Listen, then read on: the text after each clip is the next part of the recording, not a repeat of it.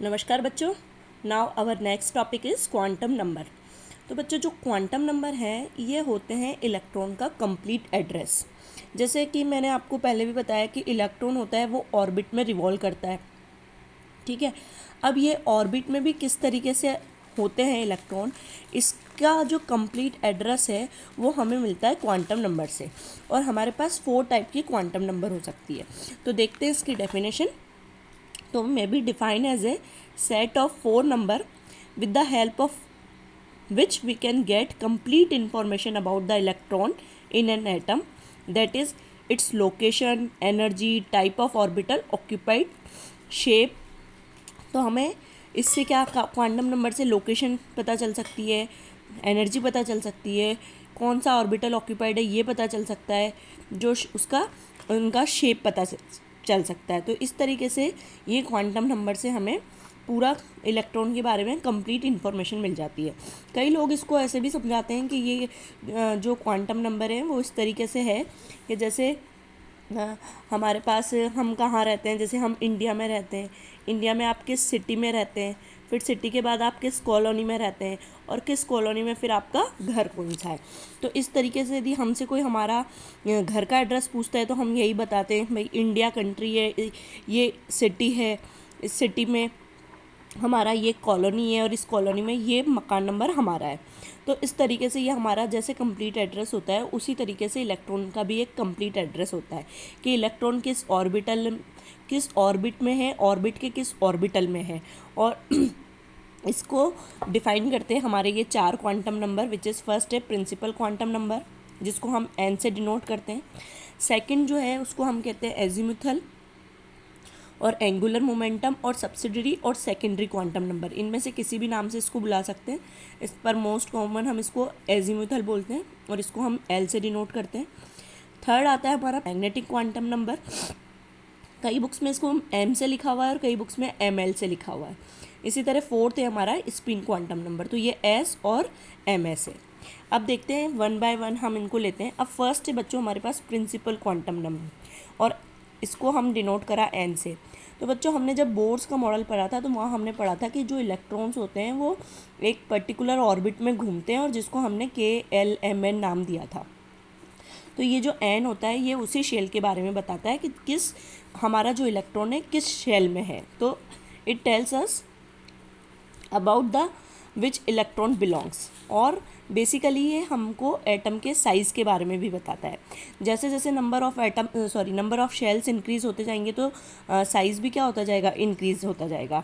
तो एन की वैल्यू जो होती है वो क्या होती है, एन की वैल्यू कभी भी 0 नहीं हो सकती है बच्चों। इसकी वैल्यू स्टार्ट होती है 1 2 3 4, क्योंकि एटम में कोई ना कोई शेल तो होगा ही होगा, ठीक है। इस तरीके से होती है, ये हमने पहले भी देखा था। 1 2 3 4 को हमने KLMNO से भी डिनोट किया था। तो ये एन की वैल्यू होती है जिन्हें हम शेल बोलते हैं। अब शेल है और ये हमें क्या क्या बताता है बच्चों, ये हमें डिस्टेंस बताता है कि कोई भी न्यूक्लियस से हमारा इलेक्ट्रॉन कितने डिस्टेंस पे है। तो जब न्यूक्लियस से डिस्टेंस पता पड़ जाएगी, सपोज़ ये हमारा न्यूक्लियस है और ये हमारा सपोज़ ये इलेक्ट्रॉन इस वाले शेल में, सेकंड शेल में, तो हमें ये पता चल जाएगा कि हमारा इसकी डिस्टेंस कितनी है, तो इससे साइज़ भी पता चल जाएगी। और इससे हम एनर्जी की वैल्यू जो हम बोर्ड्स के मॉडल में मैंने आपको बताया था, इस वैल्यू से हम यहाँ पर इनकी एनर्जी की वैल्यू भी फाइंड आउट कर लेंगे।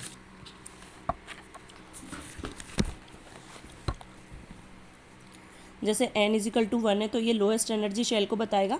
तो इसकी इस ऑर्डर में एनर्जी क्या होती जाती है, इन शेल्स की इंक्रीज़ होती जाती KLMNO।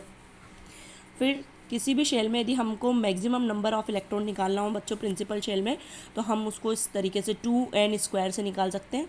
और n हम यहाँ पर 1 2 3 4 कोई भी इंटीजर वैल्यू रख देंगे। तो ये है बच्चों हमारा फर्स्ट क्वांटम नंबर। सेकंड हम देखते हैं एजीमुथल क्वांटम नंबर।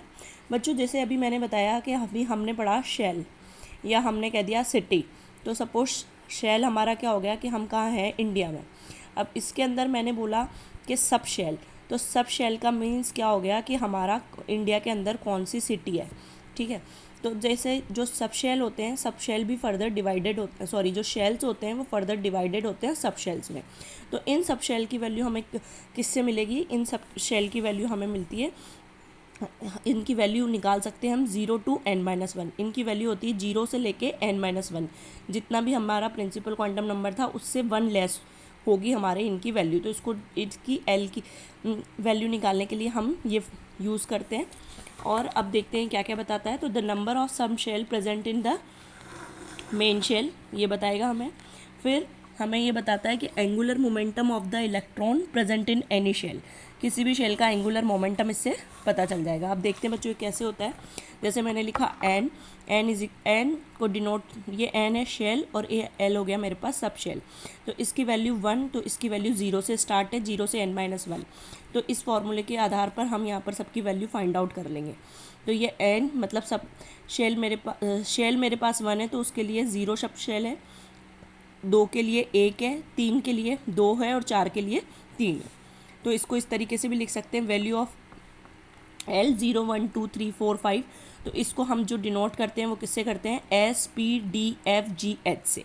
ठीक है बच्चों, आपको ध्यान रखना है KLMN शेल है, इन शेल के अंदर सब शेल है जो SPDF के से डिनोट होती है।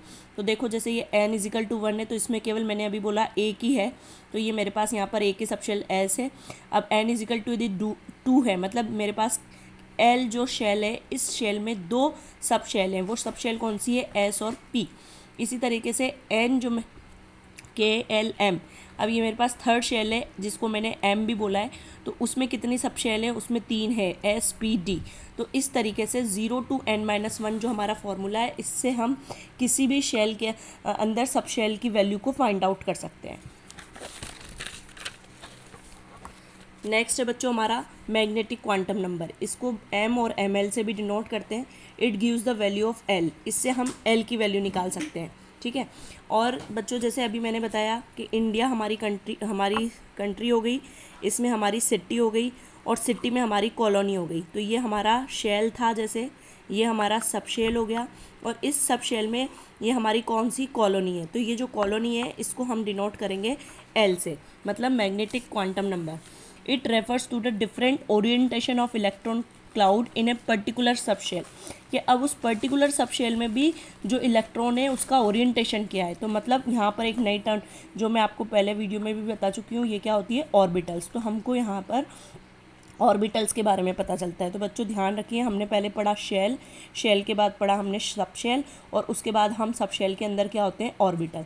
तो जो शेल थी उसको हमने ऑर्बिट भी बोला था। तो यहाँ पर ये दोनों डिफरेंट टर्म्स है जिसको मैं आपको पहले बता चुकी हूँ। इसकी जो वैल्यू होती है वो होती है +L।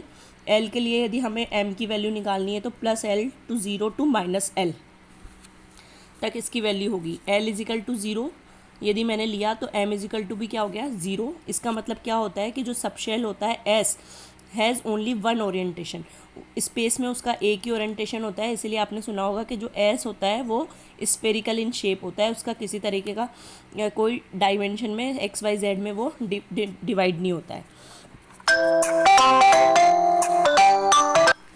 फिर यहाँ पर देखिए L = L0 M0। तो यहाँ पर L की वैल्यू मैंने 1 ली है, तो यहाँ पर इसकी वैल्यू क्या हो गई, -1 0 +1। तो P sub shell has 3 orbitals, PX PY PZ। 2 है तो इसके लिए 2 की वैल्यू कैसे निकलेगी, -2 -1 0 +1 +2। तो जो D सब शेल होता है उसमें कितने ऑर्बिटल्स होंगे बच्चों, 5 ऑर्बिटल होंगे। यदि मैं L = मैंने 3 लिया तो M की वैल्यू कैसे निकलेगी, -3 -2 -1 0 +1 +2 +3। तो इस तरीके से जो हमारा D सब शेल है